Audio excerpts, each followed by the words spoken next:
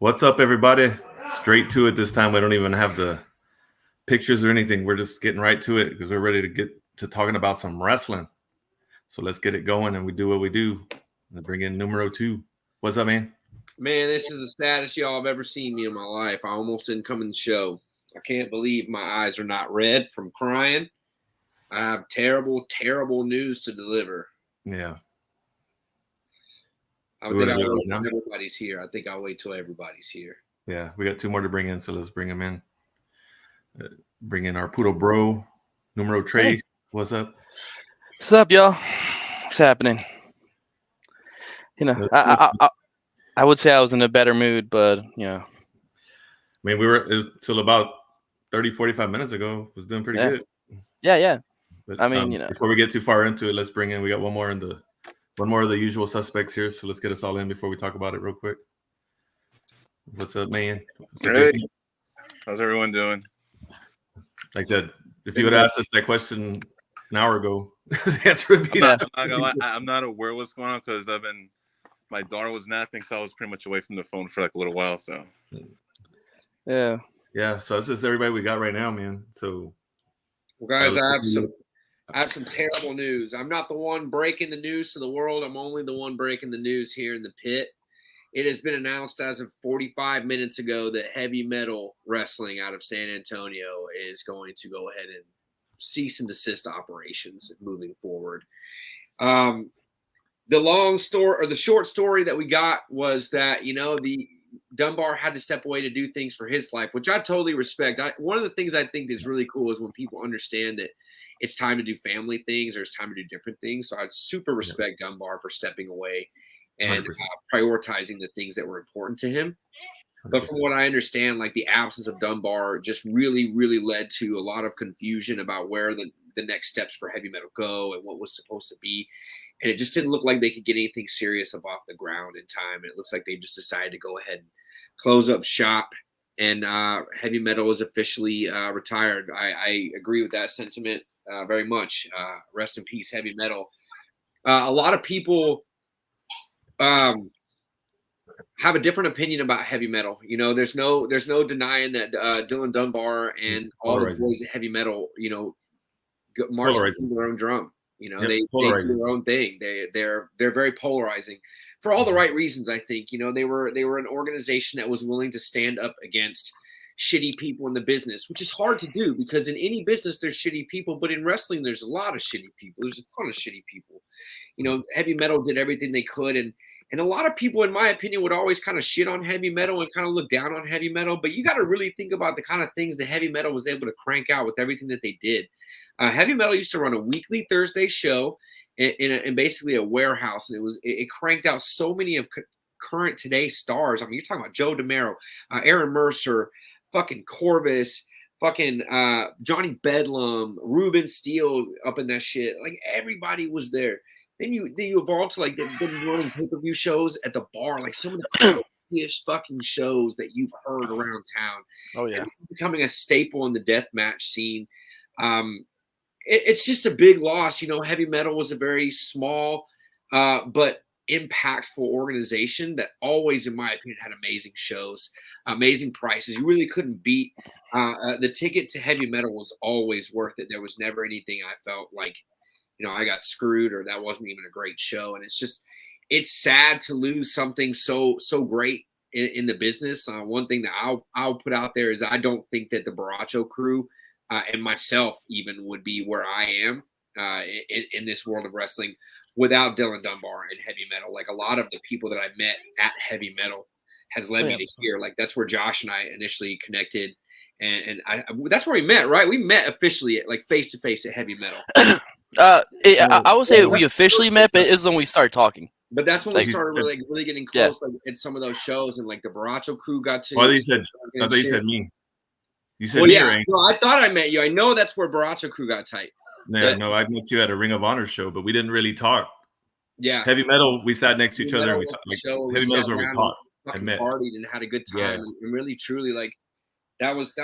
And the same with Angel and me as well. Yeah, that's the most important thing about an organization is like running a show that has a fan base that's dedicated to them. A lot of pop-ups, a lot of people come and go, a lot of people run stars and attract a lot of random shit. But heavy metal had a real crowd and a real operation. And there's a bunch of us that are just really feeling this loss heavy tonight. The wrestling community should be feeling this loss pretty heavy. Heavy metal's been instrumental in a lot of things. You got to think about it. The fact that, heavy metal's had a title that's been defended in multiple states. Like fucking Cass took the bare knuckle titles to New York. It's been to fucking Florida. It's been everywhere. Like heavy metal has always just had a presence. So to not have heavy metal feels wrong. So sad day for me. Yeah. I just wanted to give you that time because I knew how much heavy metal meant to you. So I wanted to give you your chance to kind of begin the healing. It's like no. It's going to be a long process. And I'm laughing, but I'm not making light of it. I mean, that I know how much it means to you. Yeah. I mean, I'll tell you this much, that like I've been to other promotions here in San Antonio, and it's when it comes to indie wrestling, it's really hard to really stand out in the scene. Like it's just, I mean, it run a lot of the same really similar talent, similar ways of booking, venues and all that. Really, heavy metal was the first indie promotion that I instantly fell in love with, just because the environment. Going to that dungy bar that played like fucking death metal or rock, like on at the bar. Then there's like a Mexican freaking like club right next to it, and then you just walk through the door, and in the ambiance of that little just really tight just area, right? And it wasn't matched by any other promotion I've ever been in. And I remember hearing a lot of the old guys talk about like, oh, you got to go to the bar, you got to come to this bar and check that. I'm like, wrestling at a bar, what the fuck? And then I honestly fell in love with it. The crowd was amazing. Everyone was respectful. Wrestling was great. Some of the best indie wrestlers I've seen have come out of heavy metal. I got to see fucking New Jack do his fucking thing. And like that, dude, that's one of my favorite moments of all time. It's hearing fucking his fucking track, and then just seeing him beat the shit out of everyone. That shit was fucking awesome. My first deathmatch show was a heavy metal show, and that's what we really bonded. It was that show where because before I was like, deathmatch is like, I don't know, man. But it was that show to me. I was like, yeah, this shit. And the cool thing is like Dylan's such a like relatable, awesome dude that like I wanted to support him as best as I could. I mean, the mall shows where I didn't have a chance to go to that much because I had my kid at the time. But like I hear so much great stuff about it. Mall shows. What are you talking about? Yeah, there was never a mall show. Oh, I apologize. There's never been a ball show. I apologize. Yeah, shopping center. It was shopping center. Shopping center. That's a different. I think it's a different organization. Yeah, shopping center. I'll tell you this. And one comment that I saw on the official post was from Danny DeManto, and he gave heavy metal a shout out, and that to me is like a badge of honor, because in my opinion he runs the best. Best deathmatch shows that I've seen, most professional looking and all that. And to get a shout out from him saying, hey, like, it was an honor working with y'all, hopefully y'all come back. Like, that's big. That shows to show you, like, no matter how small heavy metal was, like, guys like freaking Ruben fucking Steele, he was like the freaking, like, the heavy metal darling for like that whole year before he got injured, and it wouldn't have happened if it wasn't for heavy metal. Like, it's just, man, it's unfortunate. Like, I was hoping things were gonna be okay when it came back, but it is what it is. It's gonna leave, like I said, it's gonna leave a void in Central Texas, because they brought deathmatch quality content to that hasn't been matched, by other promotions here in Texas, unfortunately. So it's gonna leave a void, but we'll see what happens. I wish Dylan the best. I wish everyone the best, and I hope all the heavy metal guys. Yeah, I hope all the heavy metal guys just good luck out there, man. It's gonna be a void, but I'll tell you what, the heavy metal influence and what they've meant to here in Central Texas and the wrestlers and national wide. I mean, it's gonna be felt for a long time. So yeah, the one of the things I want to say, this isn't even relatable to heavy metal. I think heavy metal or not relatable. I think this is directly related to heavy metal, but it's not. My sentiment was like, being treated as like not a fan by a promotion is one of the coolest things that you can experience. And I always felt like heavy metal treated all of their fans like not fans, like people that were You know, they had a circle, like there was a dedicated fan base that could get into any heavy metal show because Dunbar would support anybody that supported him. There was a couple of times that there were sold out shows, and we would hit up Dunbar and be like, "Hey man, hey brother, can you squeeze a fat guy in the back?" And you know, like just being able to, I think that's the one thing for me that I worry about. Anytime I discover a new promotion, like, are you gonna treat me like a fan, or are you going to treat me like a stupid idiot fan? Like, you have a lot of promotions that tell fans they don't know what they're talking about or what they want. That's always hard. You also have companies that try to overbook to be crazy big shit companies, you know, like the Wrestle Circus effect. And I think that to be able to have that balance where it's like, I just want to create a fan base that no matter who I bring in, my fans will come because I treat my fans with respect. I treat my show with respect. I treat my promotion with respect.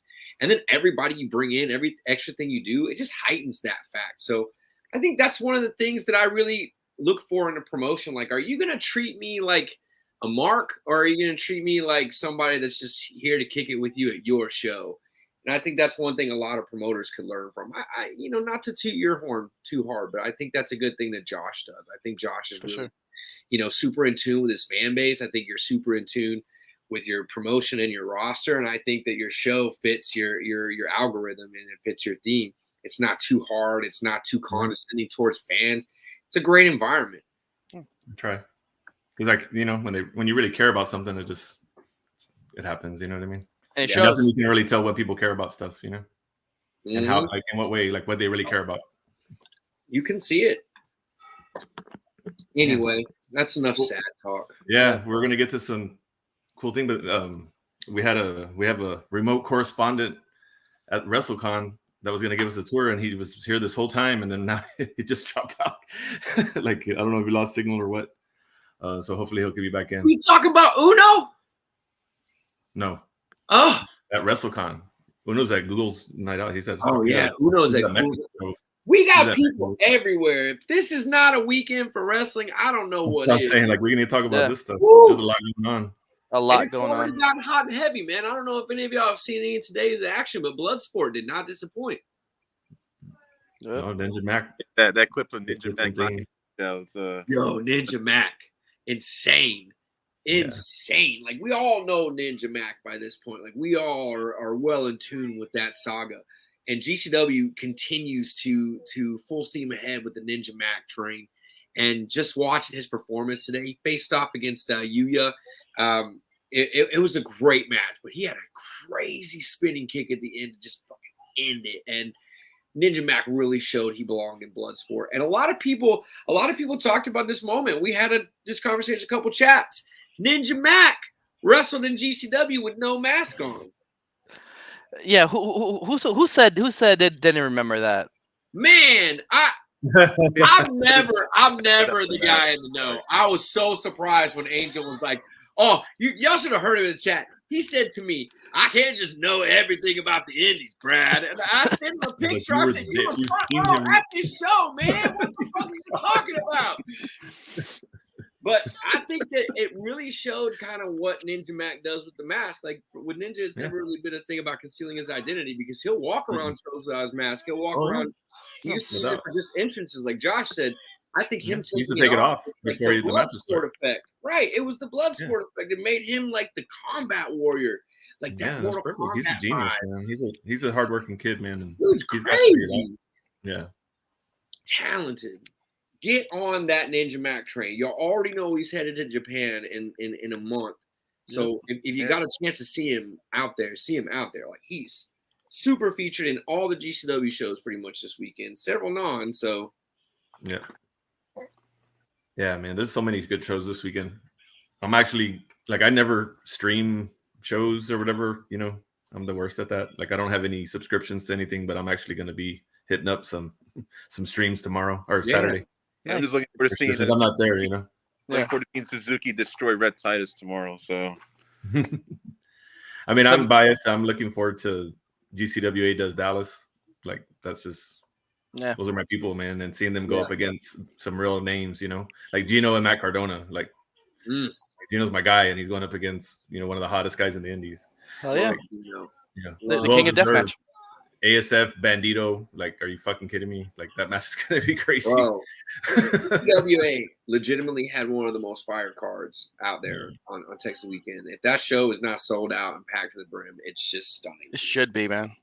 Yeah, it's what Rachel Rose and Chelsea Green. That'll be Damien and Mecha Wolf on that, their on tags. that card. It's crazy stacked card. Rebellion. Yeah. Yeah. They're the GCW tag team IWTV champions and the NWA. Aren't they still the NWA tag team champions? I believe so. Yeah, they are. Yeah. Is that gonna be on IWTV? That's on Title Match Network. Be sure to watch 3:00 tomorrow. No, from my yeah, 3 Brad. o'clock on Brad, is it true that there's no IWTV type of promotions at the weekend, or are there some? Because I thought I don't want to say it's not true. There's definitely going to be somebody out there that's for sure getting taped. But so far, everything that's popped up on IWTV's radar has been standard IWTV stuff. Keep in mind that No Holds Barred is running their big shit show tomorrow. It's No Holds Barred 24, and it's in Newark, New Jersey. So they'll have a presence there. They're not really advertising it as a Mania Weekend effect, but I think the fact that GCW kind of owns Mania Weekend indie scene is really kind of maybe pushing IWTV away from that, because they're in that lawsuit together. Yeah. That might have something to do with it, but that's a really good point, Angel. I can't think of anybody that's been talking big shit about IWTV being on there. I mean, we'll still have the local shows. Like, I think Limitless just ran a little while ago on IWTV, but we'll have to see. Yeah. There's just so many shows. It's just like basically since yesterday, there's just shows until Sunday night. Yeah. Glory Pro ran this morning. BK was I don't know if he was main event, but he was front and center on the poster for Glory Pro. God damn. Yeah, he was. Yeah. That's a great promotion out of St. Louis too. That's I'm gonna check that one out, because I've never seen a bad Glory Pro match or event anyway, so I have to check that one out. Yeah, and then of course that's why we're missing. I guess y'all know Mel's not with us because she's fucking busy over there being part of all that shit too with Mission Pro. Pro 3 p.m. Saturday afternoon. Yep, Mission Pro's got big shit happening this weekend. I love Mission Pro. Our Mel.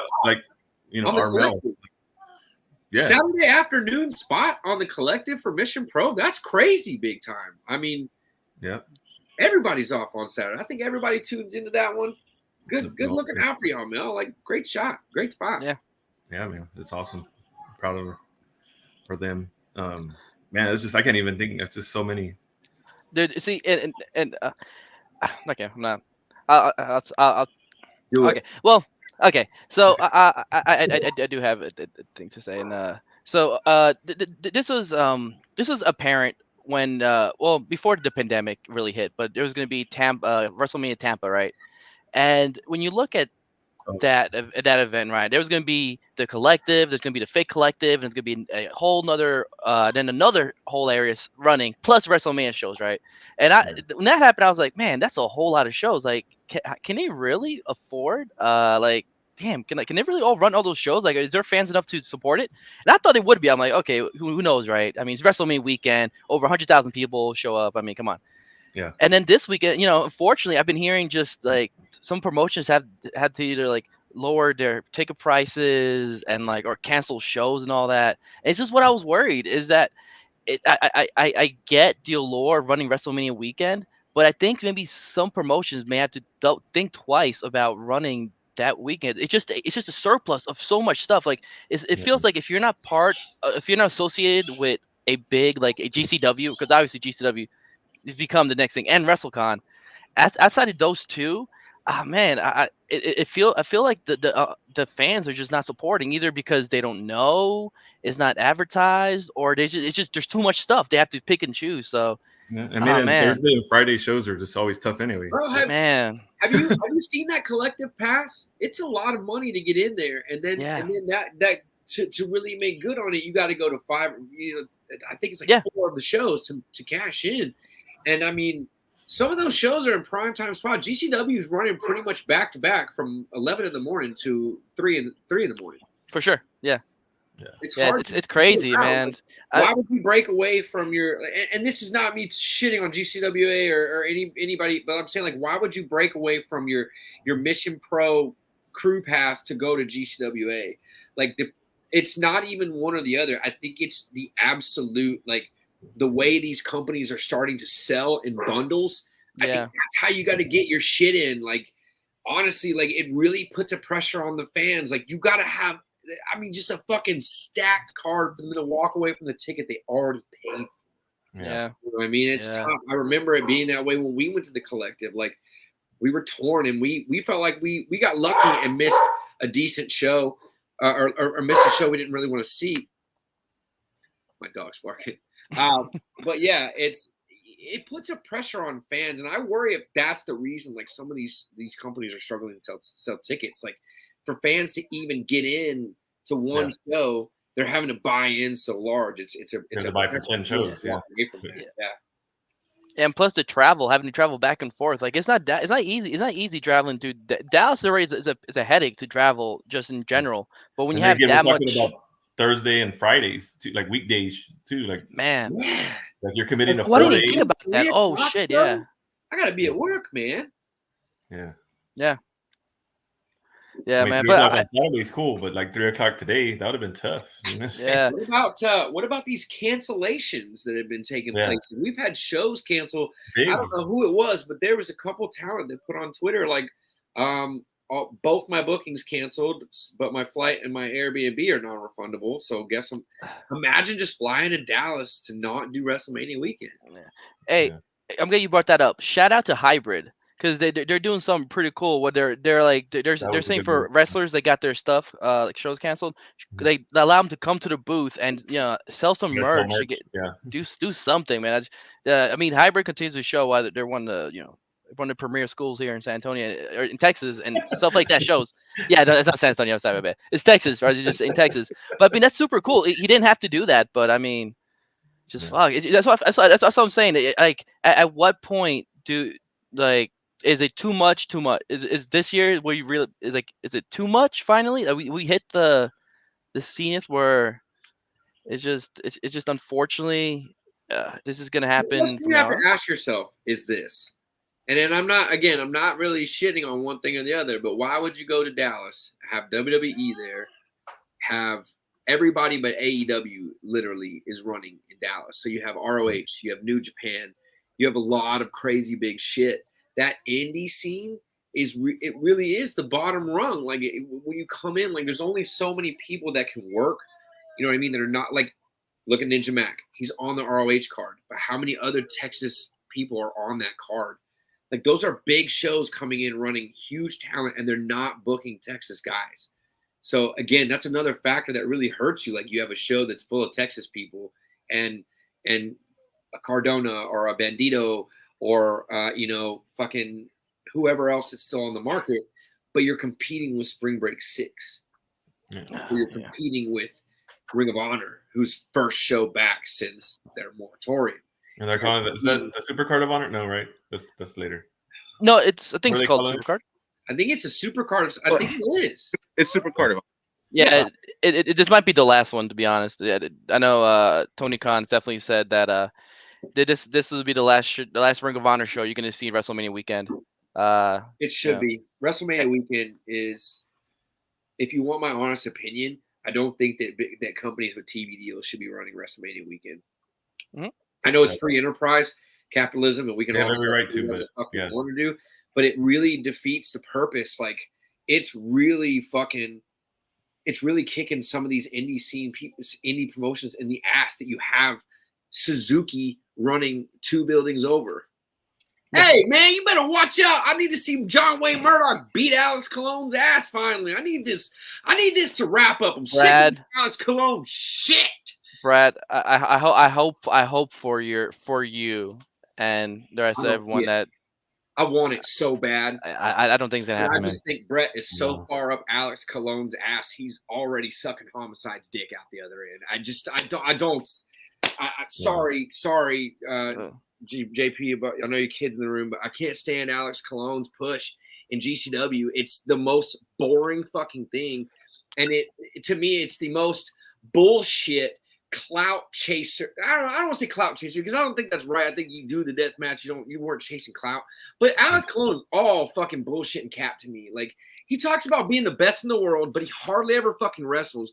Like, He talks about just the fact that he's been to Japan makes him better than other people. We know that not to be true. The shit that Murdoch does is more extreme. It's more fun to watch. Murdoch has done 2 fucking Iron Man matches in the time. Thank you. Thank you. Thank you. Thank you. This is the only shot we have at that stupid fucking decision that Brett made ever getting right. Ever getting right. Atticus absolutely should be on the top of the GCW pyramid. You want to talk about a push that would have been fucking nitro and gone way the fuck over? Atticus beating Alex Colon. And it was there. It was there and right for the taking. It made sense. It made sense because the storyline was, for years, was getting there. Years. Right. The Atticus storyline begins before he even teams with Ricky Shane Page in 440. Like, Atticus's rise to the top has been crazy big. Like, he's been in Prince of the Deathmatch. He's done all this crazy shit. Thank you. 440 carried GCW during the pandemic. 100%. 100%. GCW where it's at. Run, Ricky, run, in my opinion, is the point where GCW went like white hot nuclear. Yep. Like, that show was amazing. What happened, the end of a feud that had been building at that point, the beginning where it went, that was everything that should have been happening with Atticus right now. And it's not. And we're going to see it happen somewhere else. And it's stupid. I'm convinced that Atticus probably would have won the GCW world title if he was still in GCW this weekend. No way, no way, no way, no way. This Tony Khan let fucking Jon Moxley lose to someone that half the wrestling community doesn't know who he is.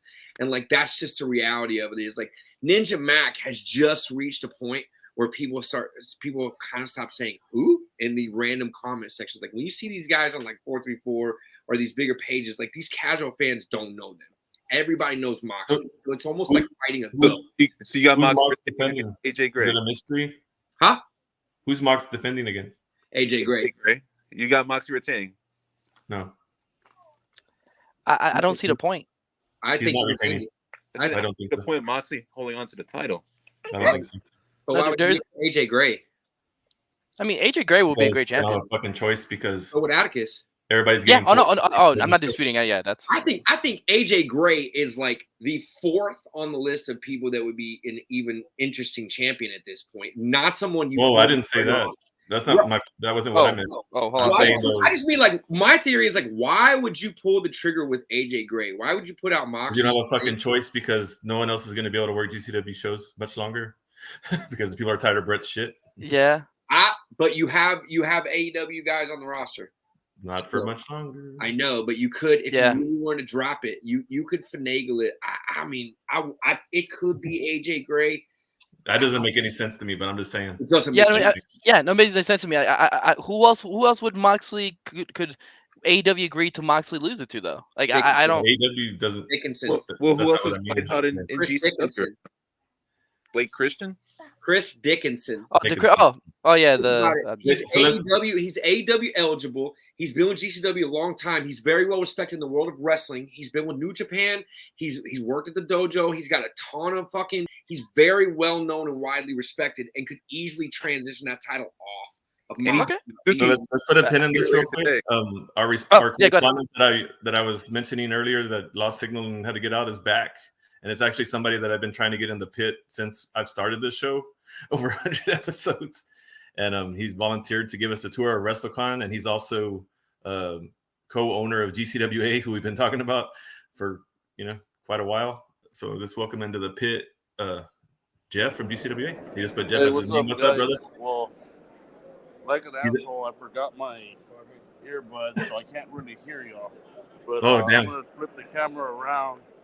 He's there at WrestleCon. Give y'all a little look at what's going on here at WrestleCon. So check it out. See who's out there. Yeah, he forgot to bring his headphones just like I did. Like I'm without headphones. Had technical difficulties. It sounded good, like a good idea when we talked about it. Oh shit. Well, so much for that. All right, we tried again. Oh man. All right, it was worth the shot. That's how we do things in the pit on the fly. Sometimes they work, sometimes they don't. You know what's funny? I actually wanted to talk to him about a show though, but that's all good. Oh man, You know, that reminds me of a moment with when heavy metal, when I think it was Brad or Juan. It was one of the guys, or Mel. It was like someone was like outside in the corridor, like with the phone, just like, hey, hold on guys, hold on, hey, I can't talk really loud right now, but Oh, that's it been could have several of us. That's been we've I was all gonna tried say, to shoot on location. I almost Yeah. got eaten by an alligator trying to film a segment outside of Kurt Stallion's house. Yeah. I had to, Yeah. we were visiting Kurt Stallion in Florida, and I was trying to be in the pit, and I had to walk so far away from this place we were at to get signal. I was in the woods, and I was like, I'm 90% sure I can hear an alligator hissing. I'm out of here. You never know what's gonna happen in the pit. Let's try it again though, real quick. Looks like he's trying to get back on. I think I got it working right now. There we go. I see people. There's people there. Lots of booths. Lots of booths. We got Onita right here. Nice. Oh no The shit! king of hardcore death matches. Yeah, we speak. Match Really legend. nice guy. Actually got to talk to him last night in the elevator for a while. Nice. Good conversation. Yeah, of course you got people at the table. Oh. Can't do it without seeing him. Can't help yourself. Help myself, I mean. The Pink Dream, Jay White. Oh, Alexa Gracia. Alex Gracia. Gracia. She can't wrestle. That's why she's at booth. She can't wrestle. Kind of clearing house. Alex Gracie? But that was Jay White, right? Yeah, that was Jay White. Yeah, you just casually talking to Alex Gracie. We sold Jay White. Just like, Jay White. The Britt Baker line and Adam Cole has been insane all day. Oh, yeah. This is what's pretty much left of it. You see Wait, it's pretty for who? line. Britt Baker and Adam Cole. Oh, yeah, whatever. That makes sense. Let's see. There's Justin. This is Nick Aldis. Oh, Nick Aldis. Oh, yeah, see that. Is that Mickey?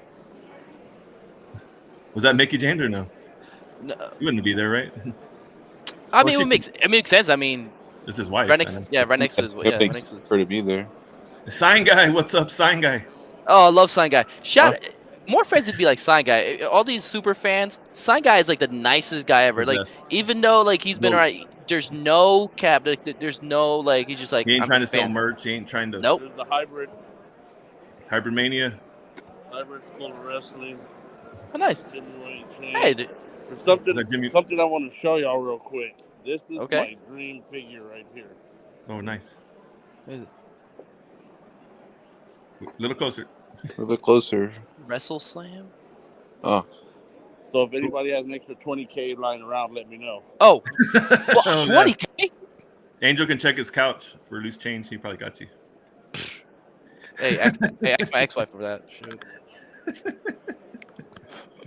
She took half. Yeah. Let's see. Black and that looks pretty cool, but you know, there's one thing I've never done WrestleMania weekend. I've always meant to do it. This is WrestleCon though, so this is like the anti-WrestleMania. Yeah, and that's exactly why. So let me correct that. This is where you would be. Yeah. I would do WrestleMania weekend for everything that's not WWE related. Yeah. Like I said, it has thinned out in here a lot. Yeah, well, it's only got an hour left, right? Like it closes at 9. Yeah, I don't think you can hear us very good. Yeah. Because we get to see some peeps. That's pretty cool. Hey. It's pretty cool. That's good. Lord, that's a whole lot of belts. Yeah, Ace is there too. Ace is. That's got to be a fan-do table. Oh, you talking about like they brought out the belts? Yeah, because it was all like they had just only a couple designs. Very nice belts, very shiny belts. When you see that like tag NWA Dome, WCW Heavyweight, that's fantastic. They're only Chris Marvel online to meet Britt Baker. Marvel. He's over there. He's like, huh? He's like, huh? What? He's trying to book him. Yeah, the guy's like, wait, am I Marvel? I'm Marvel? Yeah, the guy in front was like, who are you talking about? What? I'm on camera. Yeah, like, what? Yeah. Here we got some good stuff on the other side. We got Chris Hero and a bunch of other people. Oh, Chris Hero, man, I miss him, man. Oh no. Is he really retired or what's happening with him? that Scarlett? Scarlett? Scarlett Bordeaux. Yeah. Oh yeah. I've heard she's pretty cool. Oh yeah. Which is so weird because when you see her character. Circus one time, I didn't autograph her. Man. Yeah, I'm not gonna lie though. Said they only got an hour left on a Thursday night. Looks like it's decent, yeah. Yeah, and right now things Velvet? Did it say Spring Break is on right now? Velvet Sky. I thought that was tomorrow night, Spring Break, night 1. Oh, I thought part 1, or I thought there was. Oh wait, Ghouls Night Out. That's what it was. Ghouls Night Out, Spring Break is happening at 8 o'clock. Tennille Dash. And here you have your brand new AEW Women's Champion Thunder Rosa. Hey. Nice. In the pit alone. Her line's been crazy insane all day. Yeah, I bet. Good for her, yeah. In the pit, our first guest ever. Hey, you know what? Hey, good timing to win the belt. Yeah, it's like it was kind of maybe meant to be or something. Yeah, exactly right. It's funny how things work out. Yeah. That's Ruby. Very cool, man. Yeah. Looks like it'll be a good time. I love these kind of things. Personally, that's what I was kind of excited about. Aces. There he is. I mentioned it. Ray's everywhere, man. Hard-working man. Ray's a hard-working man. Ace is always representing. Go get Always. him at the GCWA merchandise table 97.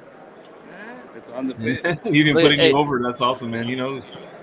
He's a professional, right? So you saw the camera. He's like, "Fuck yeah, here's a hat." And he made some GCWA belts too, like.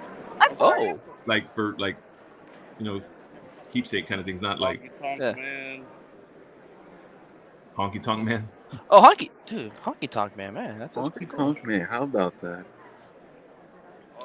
I'm not gonna lie. I thought he died a while back. RVD. Amber Nova.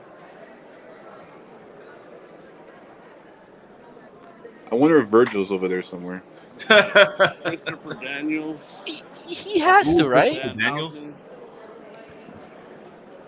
Oh, the Fallen Angel. Oh, Danhausen's line is pretty short. That's surprising.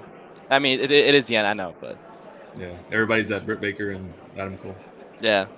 Is that Lisa? I don't know. Uno. Oh, Uno, hey. That's cool that they have the AEW guys on there. There we go. I'll get back to y'all staying. Man, appreciate it, man. Thank you very much. Yeah, thank you. We're all looking forward to see your show. Hey. That was poor planning on our part. But. No, but hey, it worked out. We got to see some cool stuff and all that. And, I bet you none of those people are charging like $200 for a fucking photograph or a picture on like Undertaker. Bullshit. You saw it? Yo, you get a hand job at the end of shit? Because I'm like $200 for one and the other. What? Yeah, we can literally say though now that we've had like RVD on our show, Honky Tonk Man on our show. Yeah. We're over now, bro. We made it. Jay White has been on. Jay White, yep. Jay White casually there, Yeah, Jay White was probably that was the one I would have been at the whole time. Yeah, I would have been just there and talking. He's the coolest guy too. I've never met a single person say anything bad at me and Jay White. He's just like one of the coolest dudes out there, man. Yeah. But hey, since we bring up Jay White, you know what? I promised I was going to do this last time. So JP, I might need your help because my memory's shot.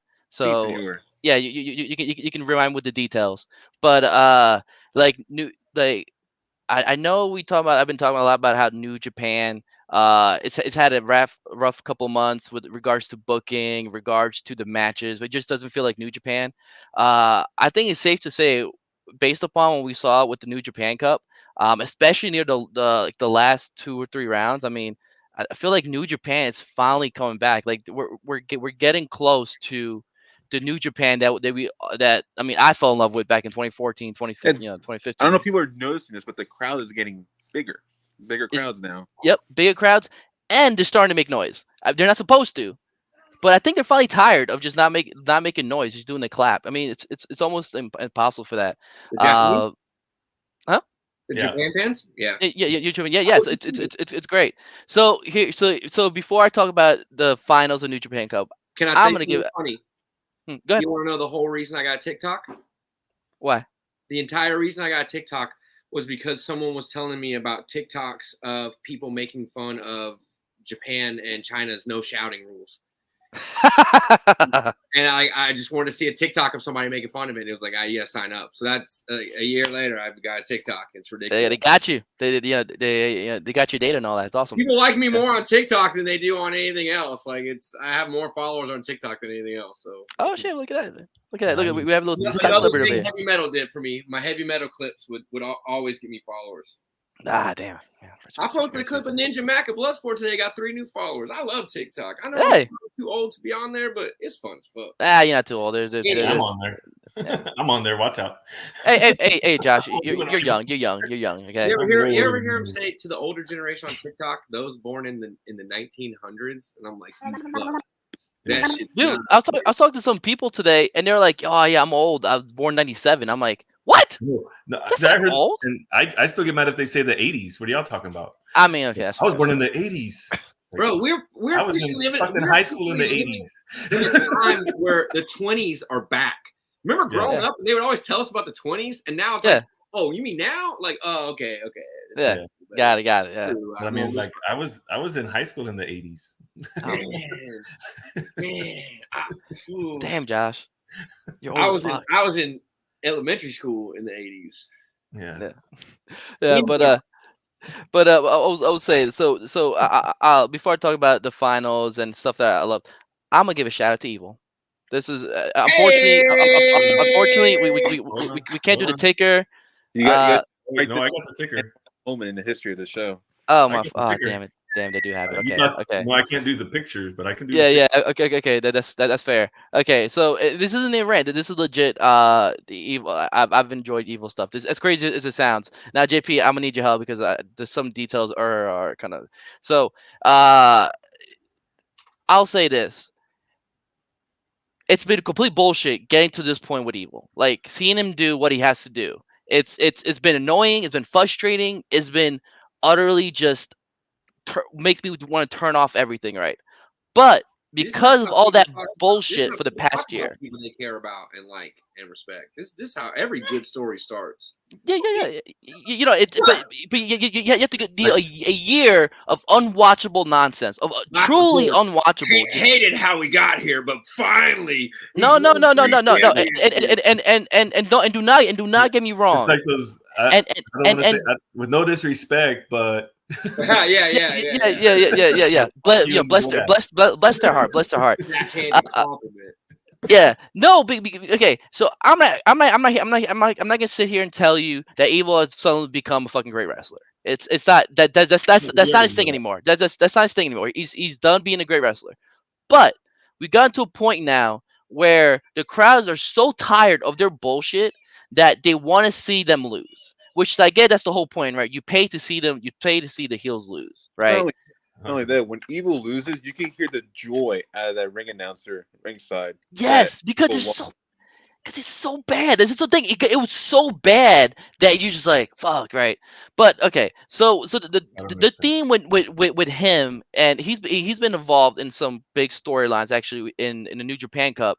The big one is he was the catalyst for Tama Tonga being and God and Jado being removed from Bullet Club. It started with Jay White and Impact removing them, but officially became a thing during New Japan Cup where everyone turned on Tama Tonga and Evil just basically beat the shit out of him, and then everyone beat the shit out of him, and then so that's the line now for.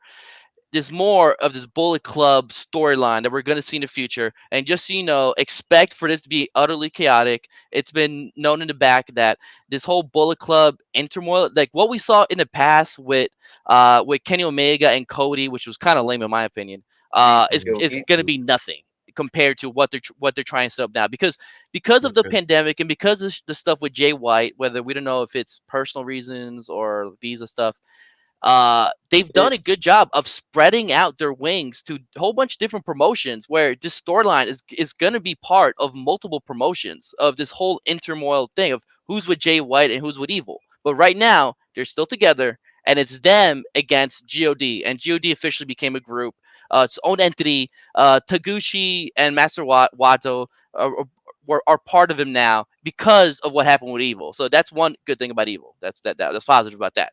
The other thing that happened with Evil was he fought. Okay, so Hiromu, every time there is a most popular poll in New Japan, Hiromu Takahashi is always in the top 5, top 3.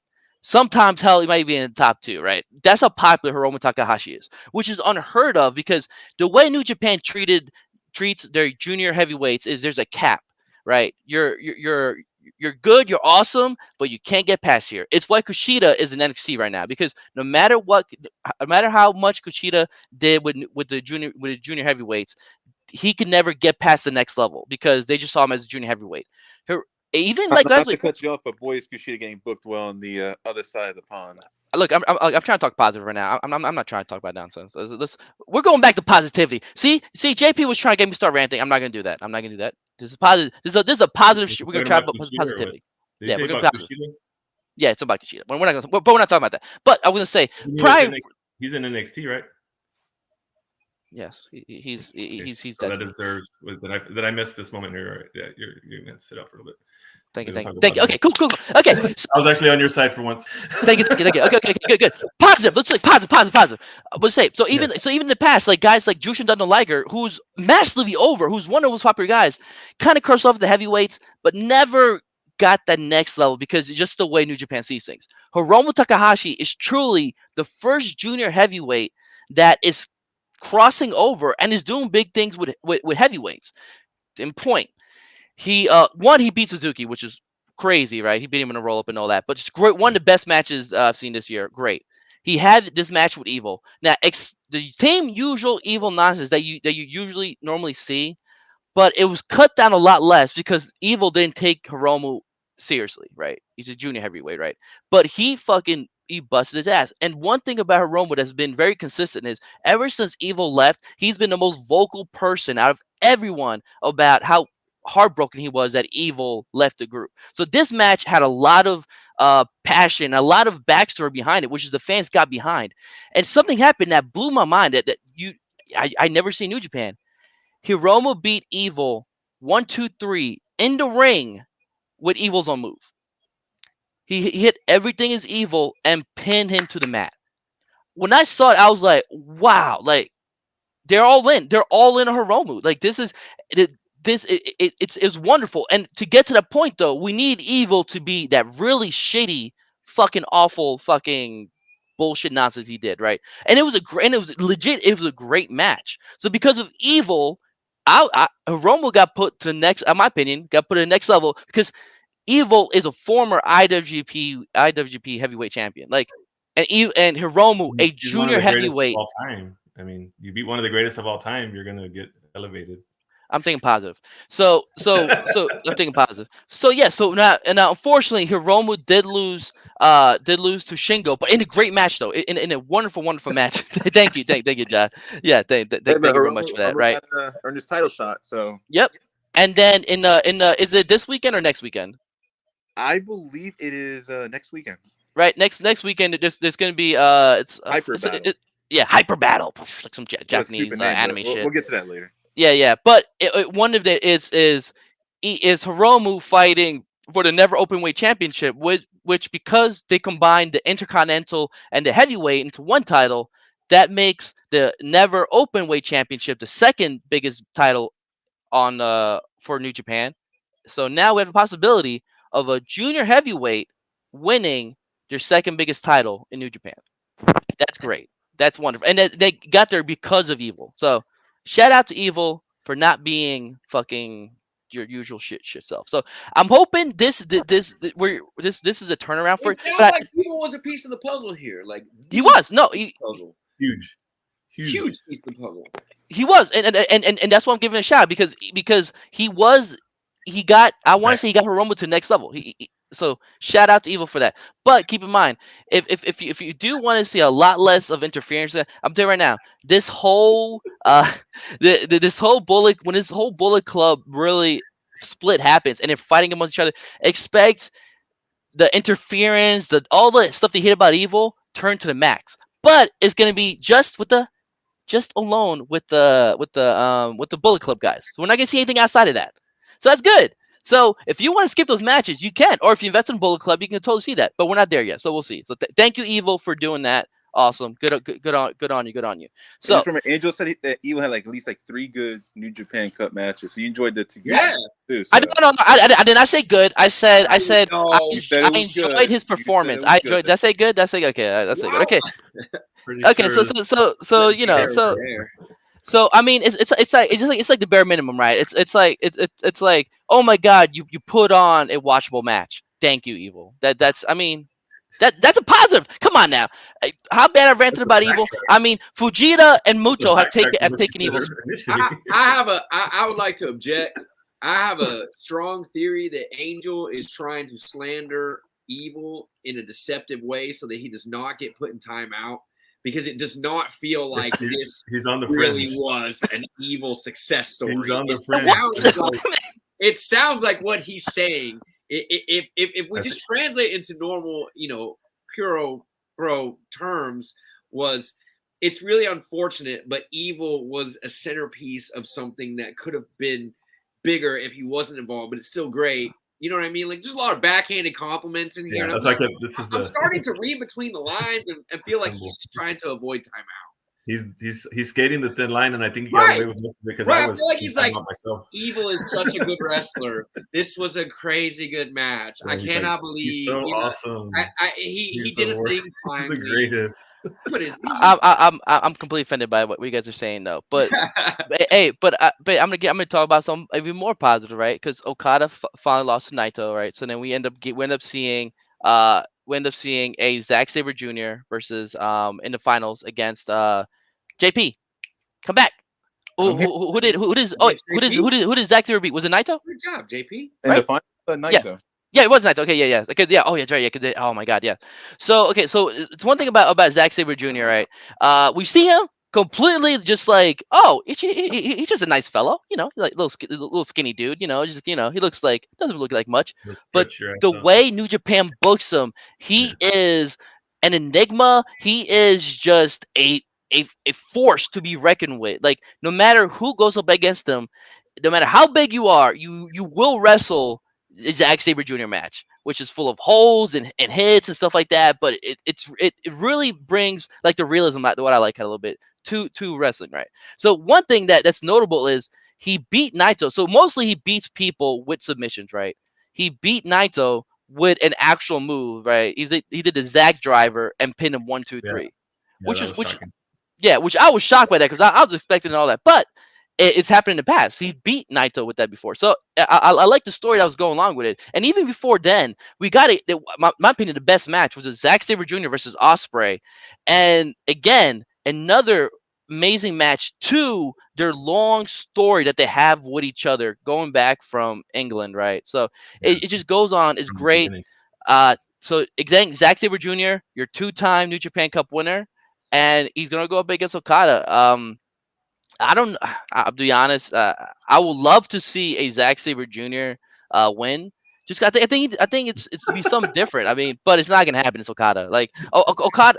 If you notice, Okada is going in all cylinders. He's beating everyone with the Rainmaker. Like one Rainmaker. Before it's like he would hit a couple ones. He's beating everyone one Rainmaker. Like he's back to being Okada again. So we'll see. But regardless of that, Naito and Okada now have another match set up because Naito beat him in New Japan Cup. I think Naito dethrones Okada at Dominion. I mean, it would make sense to be honest. I'd like to give you guys an update on my disgust, my absolute fucking disgust. GCW has debuted some new tag team belts, and they were on the line in a triple threat, which was supposed to be Second Gear Crew, Matt Tremont and Nick Gage, and them boys, the guys from Ring of Honor, Briscoes, yeah, hell yeah, them boys. And, Tremont didn't show up, so Biff Busick subbed in as Nick Gage's partner, and Biff Busick lost the GCW tag team titles for them just now to the Briscoes. So if we want, we could talk for days about Brett burying his own roster. It's right here. So. Oh, yeah, speaking of the devil, man. Yeah. I don't. So that's that. Just Brett being Brett, and there they are. So you mentioned belts, so that maybe we should just segue into our Mount Rushmore. Oh shit, that's right. No, that was the Mount Rushmore. I'm ready. I've never been more confident that I have probably 3 belts they're not on y'all's list. I know one's covered, but yeah, I think there's gonna be one that we're all gonna probably have unless we just purposely leave it out. Which I think I just want to say that right now, since it kind of brought it up, that we need to like. I know if we go in order or whatever, and if somebody says yours and you think you got to think of another one, like no, like, we need to know your top 4. Like it's your top 4, and if it is the same, it's the same, and that just makes it better. You know what I mean? I've been meaning to mention that, and I just keep forgetting because I've been hitting the head a lot. Hey, shout out to Lalo for correcting me. It was Slade, not Biff Music. Thanks, Lalo. Wait, Slade. Oh, Slade. Yeah. Oh, I was gonna say Biff. You said Biff Music. I'm like, wait a minute. But so I think we can let we'll let. Because I went first last week, but I don't want to go last this week either. I'll go in the middle. So I guess we can. Since Dos is so confident, we'll let him go last. Yeah. Let him go first. He has the rarest one. Let's say for you to go last then. I'm ready, so man. I'm an avid belt collector. Well, I'm not an avid belt collector. I'm an avid belt lover. I love belts. Huh? Last. You're going last. Me? Yeah. Yeah, because you're the one that's the most. Paying attention is not my forte. Yeah. We'll go with let's start with Angel first, and then we'll go around this way. Oh, yeah, fucked me. Okay, so sorry. We can do JP. No. Then are you not ready to go for it? Oh no, I'm good. I can come up with something to fly. Okay, so the one that first always comes to mind. Cool. Yeah, no. Listen, I'm a terrible planner. I have ADHD. So I'll say the one that always comes up to me for always is the Wing Eagle. The WWF Championship Wing Eagle. That's a classic. That is a belt that I've always wanted. Again, I'm not a belt collector. It's just hard for me. It's hard for me to justify paying that much money for It's just. But that is one of the belts that I totally like really would want. It's just a personal thing. I know. I buy a lot of dumb shit. Everyone has their things. You have your own things. Yeah. But that Wing Eagle, that when I think of classic WWF, like that's the belt that always just comes to mind. Like it's just some of my favorite matches have been with the Wing Eagle. So I got that. That's one of mine. The next one is the Iwgp Heavyweight Championship version 4. When I do, because eventually I will buy a belt. I mean, eventually I just don't have room right now in my place. But that is the first belt I am gonna buy. Is that belt? It's good to me. It's gorgeous. Good luck. I know. Your wallet, buddy. No, hey, no. I'm gonna buy a replica because I'm not spending $2,000 on the authentic one because good luck. Yeah, your replicas are gonna cost a lot too. Don't you think that until you find out that IWGP belts are triple stacked with multiple paints, multiple different kinds of metals. You can't get a decent quality one for under $500. You will buy shit, and I will tell you, there's nothing that looks worse than a flat one-plated IWGP replica belt. Yeah, you might as well just punch yourself in the eye until you go blind. Okay. Well, okay. So worth it. They're great. They're beautiful. They thank you. They think you know what though.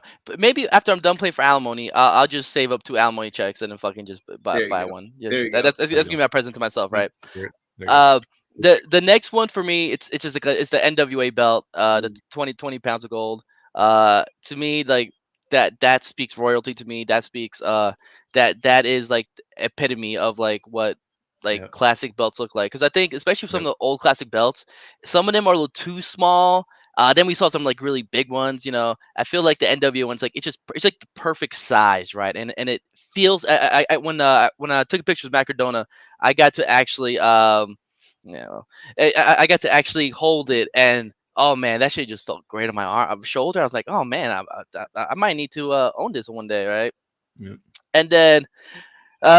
Okay, so this one, it looks awful. Honestly, it is truly awful. But I associate this with Mick Foley. So that hardcore belt, I fucking love that belt's ugly as sin. But man, that belt. I mean, you just see. I just remember like Mick Foley. I would not have thought that would have made anybody's Mount Rushmore. No, it wouldn't have, and I totally understand. If you think about it, the same belt made Angel's list twice because the Hardcore Championship was the Winged Eagle. It was Winged Eagle. Yeah, that's what it started with. Yeah. Yeah. That's how it shows a lot about the Winged Eagle belt. Yeah.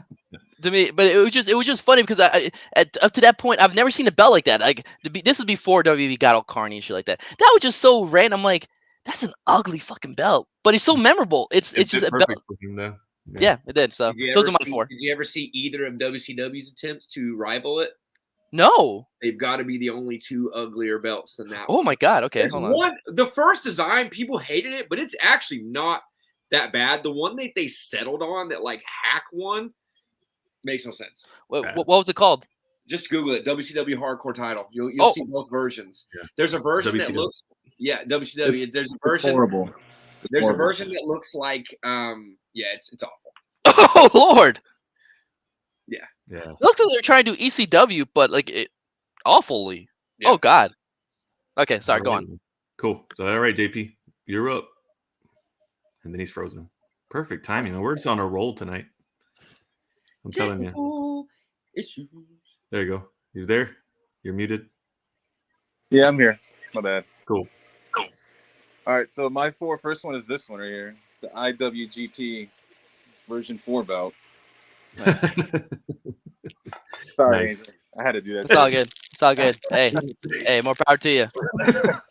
Hey, it's not too bad for the price I got it. So, plus, my dad got it for my birthday, so hey. Nice. The other one will be you took the winged eagle title too. Bastard.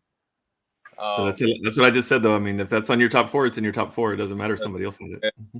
The other one would be the Intercontinental Championship when Randy Savage, Ricky Steamboat held it, Honky Tonk Man during that era. So many memorable matches with that title belt, even with Rick Rude, Ultimate Warrior, Mr. Perfect, all. That was the yellow strap? Huh? The yellow strap? No, not the yellow strap. The original one, like WrestleMania 3, 2, or like before that. The one before that, okay. Yeah, and the final one will be the original Ring of Honor World Title. Ooh, yeah, that was nice. That's one of my favorites. And with that belt synonymous, I always remember like the earlier Ring of Honor days. Even Gresham was defending that original Ring of Honor title like all over the world. So, those are my 4. So nice, I dig it. Very cool, man. So mine, my first one's it's the winged eagle. That's my all-time favorite belt. Because Shawn Michaels won it too. That's kind of was part of the thing. So that makes it worth it for me. And then my notes are at home, and I'm not at home. I wrote all 4 of my belts down last week right after the show. I did it right on time. But then I left my notes. But it was going to be the United States Championship, the original one, not the one that it is now because it's hot garbage. But the U.S. title. The white strap Intercontinental is my favorite Intercontinental title. And then I said the Winged Eagle's my favorite, but really, if I could buy any replica belt, like I have a bunch of belts. We have like 10 of them, but the one that I've always wanted and the one that I always, like when I was a kid, I was like, man, that's the coolest fucking belt. And that guy that has it, one of the toughest motherfuckers, was the World TV Championship, like that Arn Anderson held, that they brought that Ricky Starks held, the red World TV NWA title. Oh yeah, the one that Tully Blanchard with back then. Say that again. Was that the one with Tully Blanchard walking around with that back then too? Yes, as well. Mm-hmm. Arn Anderson. Yep, that's the one. That was my 4. Awesome belt. Love that belt. Yeah, I love that belt. Like I would buy, like if I could get a real one, like I would spend everything I could to get like one of those. It's a sexy belt. Yeah. So here we go, the finale. My number 1 is the WCW World Heavyweight title, the big gold. Yeah. Is that the one you thought everyone was going to have? It was. I'm shocked. It was huge. Anything that looks big on guys like Hulk Hogan and the Giant, like it was a prestigious title. Like if you saw this guy with this title, you knew he was somebody. It was a big shit deal. Yeah, a lot of it was defended from. Yeah, exactly. It's carried from multiple promotions in multiple decades, and it is, in my opinion, one of, if not the most recognizable title, stateside at least for sure. In the States, yeah, for sure. Yeah, 100%. Next one I had was the Ring of Honor Tag Team Championships. Their form before the current one, the one that the Young Bucks and those are nice. 2016 years version. Is it the one on your wall? Yeah, it's on the floor, but yeah, it's absolutely just like a stunning model. And whenever I see that title, I look back, I think back immediately to like Young Bucks, SCU, like those years where Ring of Honor tag team crazy popular. Like just such a beautiful belt. I'm so shocked it wasn't more popular in the reintroduction phase that they did. Yeah, I think you can still buy it online in some places for $200. The third one that I had for sure was going to be the Progress World Title, man. Like that thing is nasty. That thing is delicious. It's got the bird on the front. It's a very individual design. Great tooling on the strap. It's really unique, really individual. A lot of prestigious guys have held that shit. Just a beautiful title belt. I loved it. I still love it. I think it's great. And lastly, one of my all-time favorites was the Inspire Pro Pure Prestige title, the big white one that Keith Lee had, and a bunch of guys ran around with. I just thought it was an amazing design for an indie scene. It really, again, it's a title that says I'm a big dude. I'm bad. I'm here to fuck around. So really big fan of that one. It always makes me feel happy seeing that design. Very cool. Hey, Brad, you remember that staff Progress Wrestling had before that belt? Yes. I actually had a Progress replica at one point. Like, not in my possession. It was in the hands of a maker, and the dude ran off with, like they always do, with everybody's money. Luckily, I won it in a raffle, so I was only out $10. But the 3 months I waited for that thing, that was a hard letdown. Yeah. Cool. So what are we thinking for next week? We had one last week. Say what? We had one last week. Didn't we say we were picking one? For next week. Yeah, I forgot what we for next said. week, yeah. Yep, I forgot, yeah. Wasn't it like best sets? Like best entrance sets or something? Oh, was it? Oh, best arena sets or something like that for pay-per-views or something? Was that what it was? I don't remember. Arenas, I think. I mean, I guess favorite arenas. That's what it was. Favorite arenas. Yeah. That's what it was, because I remember I have one in my head. Let's do it. Shit, but are we? Oh, fuck. Famous arenas, I guess. Let's do it. So venues. We'll just say venues. Venues, yeah, there you go. Venues, yeah. Have to be an arena. I'm sorry, not arena. Yeah, I apologize. Well, see, Matt's backing me up. Matt says it was entrance setup. Are you sure? Because I like that one better. Backlash is just let's do entrance setup. Okay, let's do entrance setup. I feel like it was entrance setup. That's what we should I like that one better. Sure? See, because we said places. I'm like Kirk and Haw. That's what I'm okay. So favorite entrance setup. What are we all gonna do? Come in here and talk about the sportatorium? Let's do entrance setup. That's what I was gonna do. Me too. It's be Kirk and Haw. God, let's see you. Yeah. So entrance. Sorry, I'm watching the Nets game. I apologize. Perfect. Did you say you're watching the Nets game? Yeah. All right. That's an easy way to start into the show. Anyone else watching basketball? Nope. Like it. We'll see y'all next week, man. Enjoy Mania Weekend. Watch as much as you can. Support indie wrestling. Peace. Peace.